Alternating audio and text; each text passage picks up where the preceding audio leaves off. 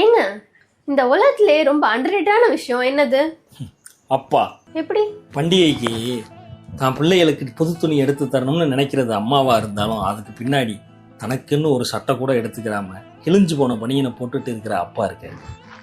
தான் பிள்ளைகளை வாரத்துக்கு ஒரு நாளாச்சும் வெளியே கூட்டு போய் ஹோட்டல்ல சாப்பாடு வாங்கி தரணும்னு நினைக்கிறது அம்மாவா இருந்தாலும் எனக்கு பசிக்கலப்பா, இல்லை எனக்கு வயிறு சரியில்லைப்பா, நான் வீட்டில் வந்து சாப்பிட்டுக்கிறேன் அப்படின்னு சொன்னால் அந்த ஒரு தோசைக்கு பதிலாக பிள்ளைங்க 2 இட்லி சேர்த்து சாப்பிடுவாங்களேன்னு நினைக்கிற அப்பா இருக்கு. தனக்கு ஒரு பொருள் வேணும்னு தான் பிள்ளை வந்து கேட்ட உடனே வாங்கி தரது அம்மாவாக இருந்தாலும் தான் பிள்ளை ஒரு பொருளை கேட்டுட்டானே அதை எப்படியாச்சும் வாங்கி தந்துடணுமேன்னு பகலாக ஓட்டி பார்க்குற அப்பா இருக்கு.